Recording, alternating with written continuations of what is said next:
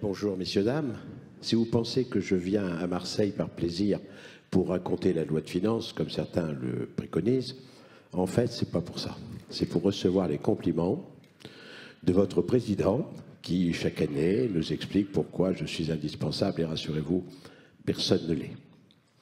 Simplement, je voudrais quand même le remercier, comme je voudrais remercier Malika, parce que si ces manifestations se déroulent comme elles se déroulent et que je viens, c'est parce que j'y suis invité gentiment et qu'on essaie de programmer ça dans une relation d'une grande courtoisie.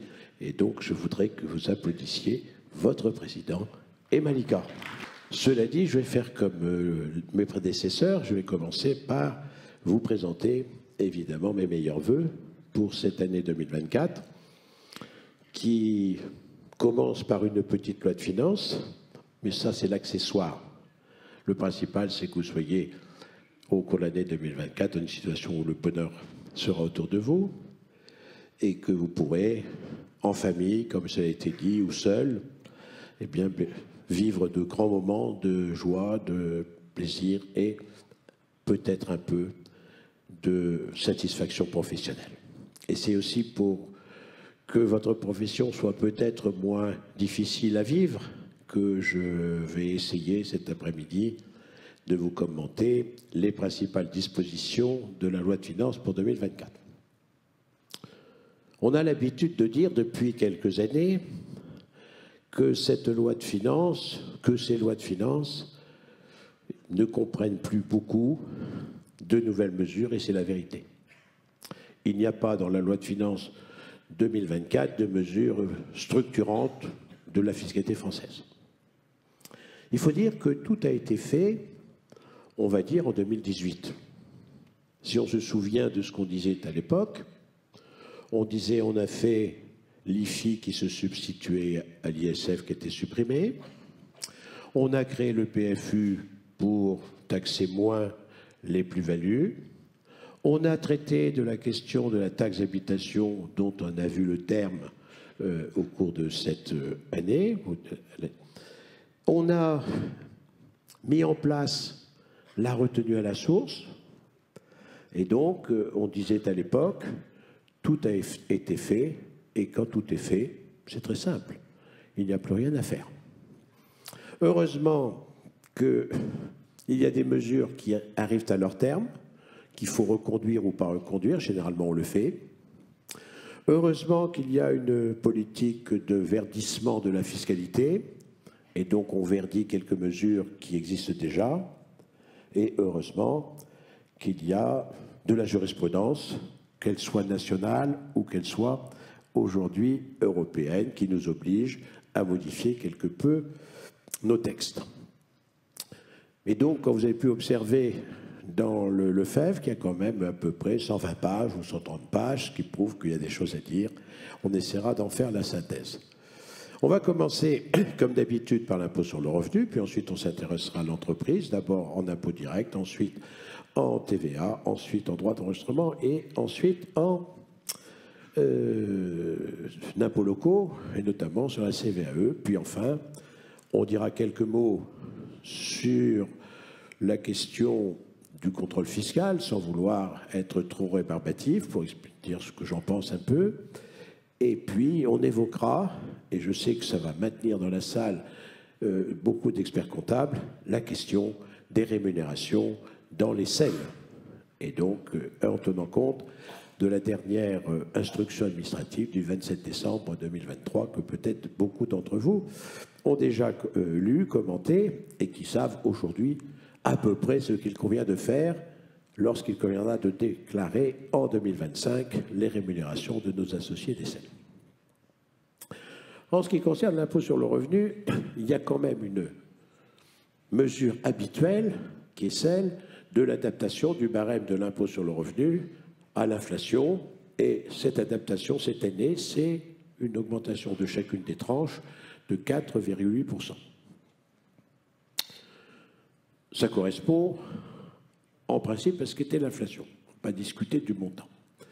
Il y a donc une bonne et une mauvaise nouvelle dans cette augmentation qui est assez élevée, plus élevée qu'elle ne l'était auparavant. La bonne, c'est que si on a eu en 2023 des revenus identiques à ceux de 2022, eh bien on a appliqué le taux du barème de 2022 à 2023 et donc on a payé plus d'impôts qu'on ne devait, sous réserve qu'on ait eu les mêmes revenus et le même foyer fiscal. Donc normalement, la déclaration d'impôt sur le revenu devrait se traduire pour nous par plutôt une restitution qu'un complément d'impôt. La mauvaise nouvelle, évidemment, c'est que si on n'a pas eu d'augmentation de revenus au cours de l'année 2023, eh bien on a perdu au moins 4,8% de ce pouvoir d'achat, et ça, c'est une très mauvaise nouvelle pour les causes. Mais dès l'instant qu'on a augmenté les tranches de l'impôt, on augmente tous les abattements, tous les plafonds qui sont adossés. On y augmente là de 4,8 la décote, les seuils de décote, et on modifie évidemment les taux par défaut de prélèvement à la source, parce que c'est cette réforme-là qui a été la plus structurante depuis 2018. Et sur cette réforme, on peut dire qu'elle a été correctement conduite, même exceptionnelle dans sa réalisation. On est même passé à côté des craintes que vous aviez à l'époque de comment l'administration fiscale allait-elle traiter l'année blanche. Eh bien, elle l'a bien traitée, puisqu'au fond, il n'y a pas eu de rectification. Et que tout ce qu'on avait fait a été validé. On ne peut que s'en satisfaire. Maintenant, dans cette réforme, il faut toujours avoir à l'esprit quelques chiffres, même si tous ces chiffres sont aujourd'hui dans l'ordinateur. Le fait de savoir à quel revenu on entre dans l'impôt, ce n'est pas inutile, 11 294. Le fait de savoir à quel revenu on est taxé à 45%, ce n'est pas inutile, c'est 177, 106, mais malheureusement, on n'est pas très nombreux à accéder à ce seuil, puisqu'il y a moins de 100 000 foyers fiscaux qui relèvent de ce taux. Vous avez aussi une petite information, une augmentation des effets du quotient familial. Vous savez que ce quotient familial est plafonné. Il est plafonné à 1 759 €. J'aime bien rappeler à celles et ceux qui sont contents de l'arrivée dans leur foyer fiscal d'une demi-part supplémentaire liée à l'arrivée d'un enfant. Ils ne savent pas toujours, ces foyers fiscaux, que l'arrivée de l'enfant ne leur permettra d'obtenir que 1 759 € d'avantage fiscal. Et ils apprendront assez rapidement que le coût de l'enfant qui arrive est bien supérieur à 1 759 €, et ils attendront le moment heureux, c'est le moment où on perd la demi-part supplémentaire, où là, le monde change, on paye 1 759 € de plus d'impôts et on gagne 20 000 €. Et à ce moment-là, on peut faire le tour du monde. Donc il faut expliquer pourquoi je le dis, d'abord pour faire sourire, je le comprends, mais en même temps parce qu'il y a tellement de contribuables qui ne savent pas ce minimum de connaissances qui consiste à dire qu'il y a un plafonnement des effets du quotient familial. Si on ne les interrompait pas, ils pourraient se mettre à faire beaucoup plus d'enfants qu'ils ne font. Et puis vous avez un autre chiffre qui peut éventuellement être intéressant, c'est les 10% de frais plafonnés à 14 171. Pourquoi je le dis? C'est parce que dans la réforme des rémunérations dans les SEL, la question c'est sur les 10% entre l'article 62 et les BNC, et donc c'est utile de voir que c'est une rémunération de 140 000 ou un peu plus qui est concernée. Maintenant, il y a des taux, et c'est ce qui fonctionne bien. D'ailleurs, un certain nombre de contribuables peuvent ne plus déposer de déclaration d'impôt sur le revenu.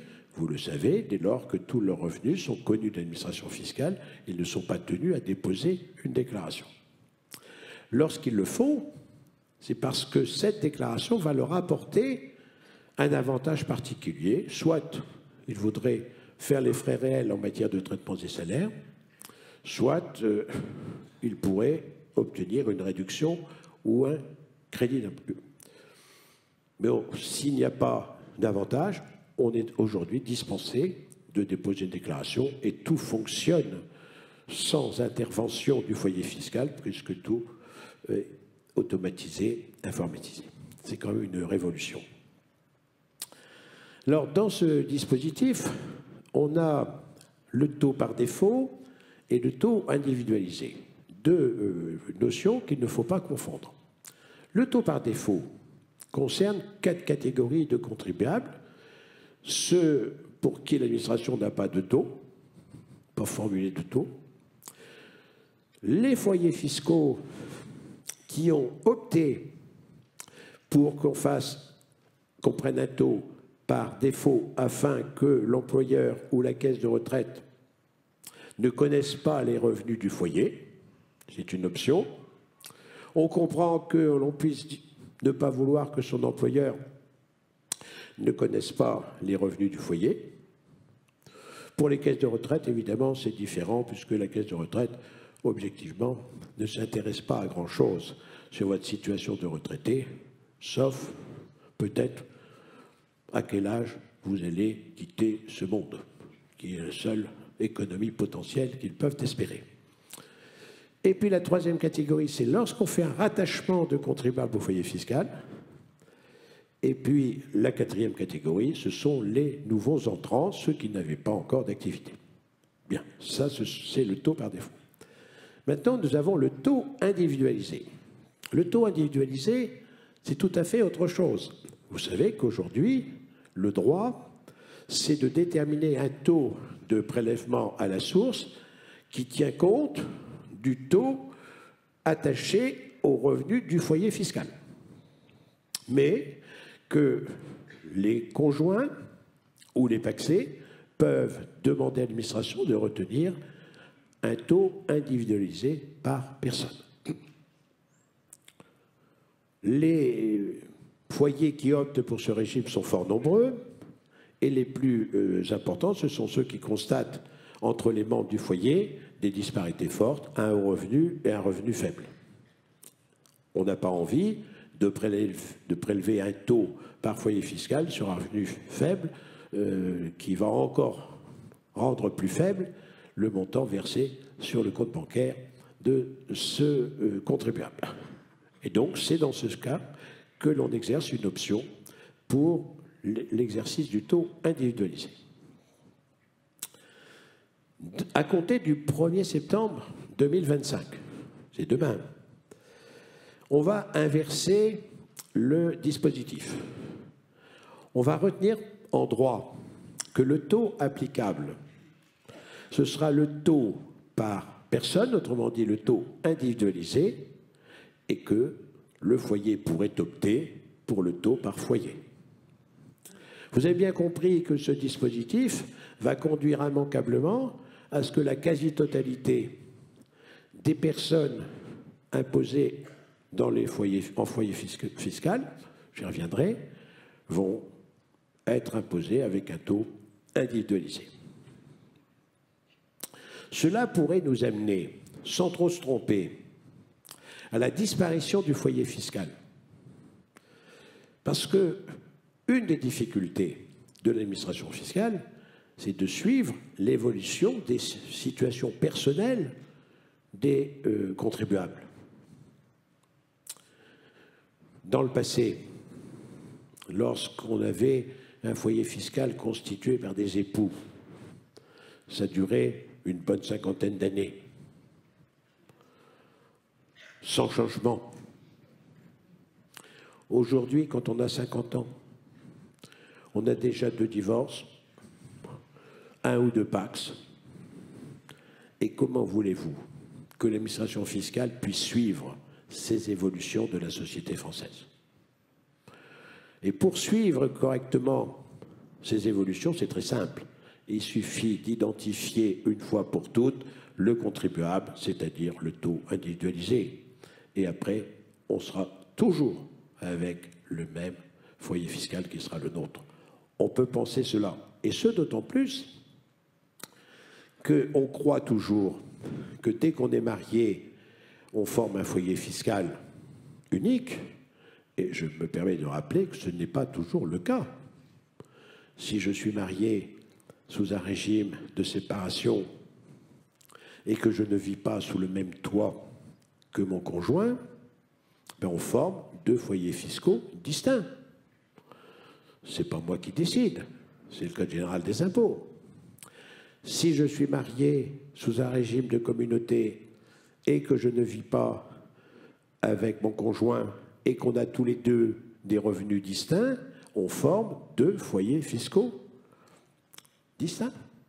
Donc on voit bien que rien que cette petite information que je donne, parce que la moitié de ceux qui répondent à ces critères sont en infraction, enfin du moins ont un taux d'imposition qui n'est pas conforme à ce qu'il devrait être. Et donc quand on voit ces situations, on se dit malgré tout que quand on est marié et qu'on forme deux foyers fiscaux distincts, on est quand même marié et on doit contribuer aux charges du mariage. Et je me permets de rappeler qu'il y a 2 ans ou 3 ans, le Conseil constitutionnel a admis que celui qui contribuait aux charges du mariage pouvait, sans décision du juge, déduire de son revenu la contribution qu'il versait et, en contrepartie, évidemment, j'allais dire, il faut se méfier maintenant avec le vocabulaire, l'autre qui aura évidemment l'obligation de percevoir. Quand on avait l'autorisation du juge, on connaissait le montant de la participation aux charges du mariage. Mais maintenant qu'il n'y a plus de juge, c'est nous-mêmes qui allons décider de notre contribution aux charges du mariage. On est à peu près sûr d'une chose. Celui qui verse, il trouve que c'est excessif, et celui qui reçoit, il trouve que c'est insuffisant. Et donc, on n'a pas encore de jurisprudence, puisque ça vient de sortir, si je puis dire, qui nous permettra d'analyser dans quelles conditions les époux peuvent contribuer aux charges du mariage avec une déduction fiscale. Donc, vous voyez pourquoi il y a sans doute une belle réforme qui nous attend sur la réforme du foyer fiscal dans les années qui viennent. Alors ça peut mettre quelque temps ou aller plus vite, ça dépend des initiatives gouvernementales. Mais ça passera. Une autre mesure qui n'a pas grand-chose à voir avec ce que je viens d'indiquer, c'est la prime pour le partage de la valeur. Alors, c'est une loi de novembre 2023, ce qui veut dire que ce n'est pas dans la loi de finances. Ce qui est dans la loi de finances, c'est le traitement fiscal des primes qui ont été placées sur un plan d'épargne salariale. Simplement, la prime pour le partage de la valeur de 3 000 ou 6 000 euros dans les limites des plafonds qui tiennent compte des revenus et qui tiennent compte aussi du nombre de salariés dans les entreprises, tout ça n'ayant pas changé, pour l'exonération de charges sociales, pour l'exonération d'impôts sur le revenu, et voire dans certains cas de prélèvements sociaux. Ce qui a été décidé, c'est qu'on pouvait verser désormais la prime de partage de la valeur en 2 fois et pas seulement en 1 fois comme c'était le cas, et qu'en second lieu, on puisse placer dans un plan d'épargne salariale les primes qui ont été attribuées et qui n'ont pas été imposées, avec possibilité pour l'employeur d'abonder le plan d'épargne salariale.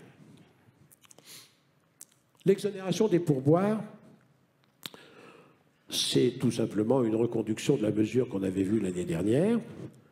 Il faut rappeler que les pourboires, c'est ce qui est remis volontairement aux salariés en contact avec la clientèle et que l'exonération concerne les salariés qui ont un revenu inférieur à 1 fois 6 le SMIC. On ne devrait pas en dire davantage. Simplement, il est prévu dans la loi qu'il y aura un rapport qui devrait être transmis par l'administration fiscale au Parlement avant la prochaine loi de finances, de façon à porter une appréciation sur les effets réels de l'exonération des pourboires, et avec aussi une question qui est posée, comment inciter les clients à verser des pourboires, y compris lorsqu'ils payent par carte bleue. C'est une question un peu technique, on verra ce que dira le rapport, mais on voit bien que peut-être, quand on réfléchit un tout petit peu sur cette notion, peut-être qu'on finira par arriver à avoir une sorte de pourboire quasi obligatoire, alors que pour le moment, il est volontaire. Quelques crédits d'impôt qui sont reconduits, prorogés. Le premier, c'est une adaptation du crédit d'impôt pour charge de véhicules électriques pilotables. C'est écrit comme ça. Dans la loi, j'aime autant vous préciser que ce ne sont pas les véhicules électriques qui sont pilotables, parce qu'ils sont tous pilotables. C'est simplement, c'est la borne qui va permettre de... comment on appelle ça, je sais pas, de donner l'électricité à la voiture, de la remplir, je ne sais pas, remplir le réservoir. Enfin, qu'importe, donc c'est cette charge qui doit être pilotable. C'est la borne qu'on a constituée qui doit être pilotable de façon à pouvoir accéder aux heures creuses pour que le véhicule électrique puisse être utilisé le lendemain matin. On sait qu'on avait un crédit d'impôt de 75% avec un plafond de 300 € par charge, sachant aussi qu'on avait droit à deux charges, une charge dans la résidence principale et une charge dans la résidence secondaire, ce qui permettait évidemment aux propriétaires de pouvoir revenir de leur résidence secondaire à leur résidence principale. Sinon, ils seraient obligés de passer un week-end à la campagne. Qu'est-ce qui change? Il change que désormais, on aura 500 € par charge au lieu de 300, à condition que le système de charge électrique soit pilotable, adaptable aux heures creuses. Le crédit d'impôt pour dépenses de prévention des risques sur une résidence principale ou un immeuble loué à titre de résidence principale, achevé avant l'approbation du plan de prévention des risques technologiques qui existe dans la localité, eh bien, c'est reconduit jusqu'en 2026, avec un plafonnement de 20 000 € qui est pluriannuel, ce qui veut dire que si on l'a déjà atteint, eh bien, c'est terminé malgré la prorogation. Et la deuxième mesure, qui est à peu près attachée au même texte, c'est le crédit d'impôt pour dépenses d'installation ou de remplacement de certains équipements en faveur des personnes âgées handicapées, dispositif qui est reconduit jusqu'au 31 décembre 2025, mais qui subit quelques petites adaptations. La première adaptation, c'est qu'il s'agit d'équipements qui permettent l'adaptation des logements à la perte d'autonomie ou du handicap. Donc on restreint à ces dépenses, cette catégorie de dépenses au crédit d'impôt. Deuxièmement, ça ne peut s'appliquer que pour les foyers fiscaux dont l'un des membres est en situation de handicap ou de perte d'autonomie. Ça restreint aussi le champ de la mesure. Et la troisième disposition tient compte des conditions de ressources.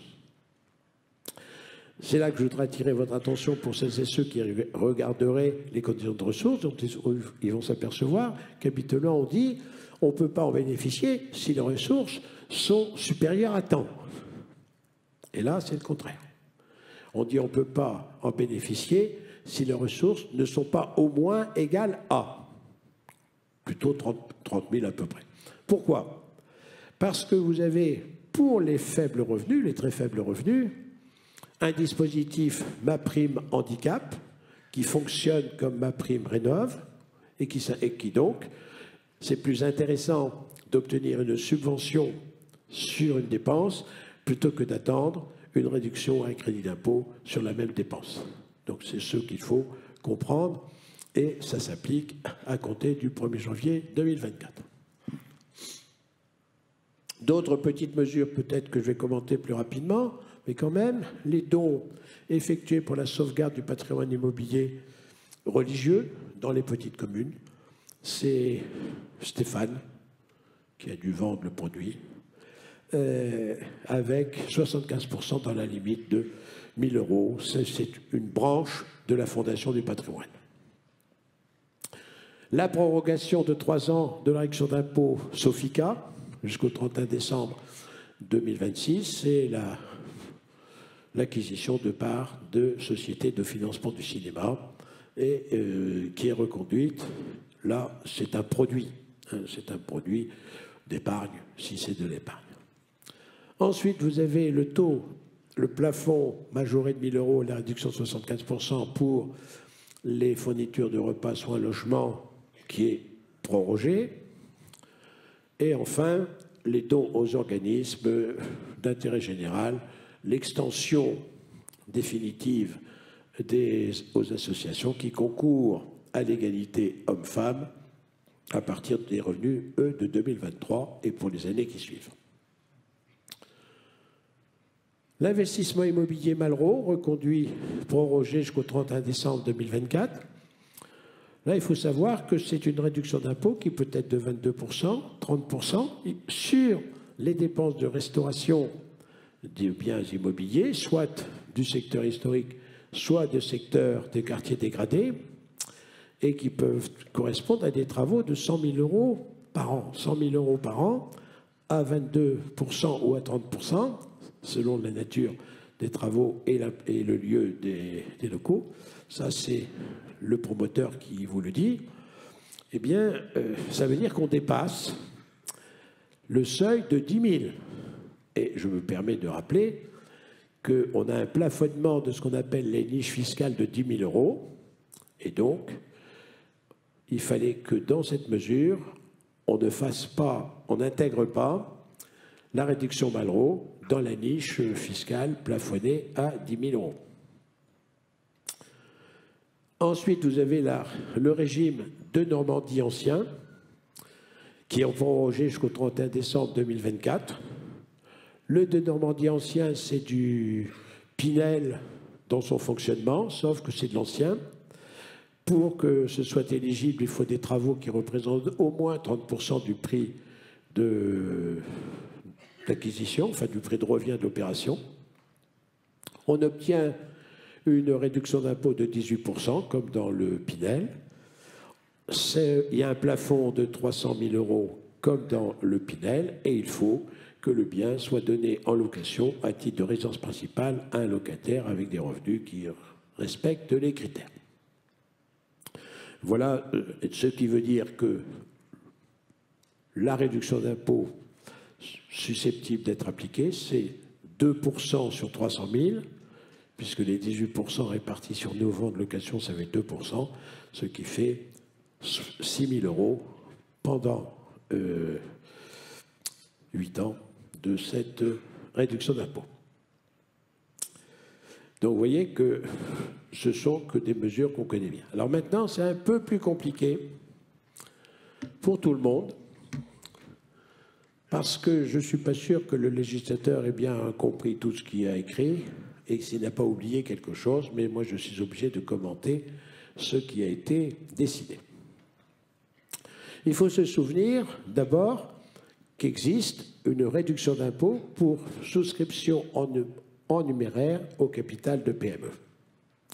C'est ce qu'on appelle la réduction d'impôt, j'oublie son nom, ce ministre, Madelin. Voilà. Et donc, cette réduction d'impôt, on a vu depuis plusieurs années qu'elle était de 18%, mais qu'on pouvait la porter à 25%. Et qu'on attendait chaque année la décision de la Commission européenne pour nous dire si cela était possible. Et ça a toujours été possible. Et donc, on s'était interrogé, on a vu dans le débat sur la loi de finances que probablement, on aurait pu encore pour 2024 avoir une réduction qui serait portée à 25% sous réserve d'avoir la décision de la Commission. Or, ce dispositif-là n'a pas été voté.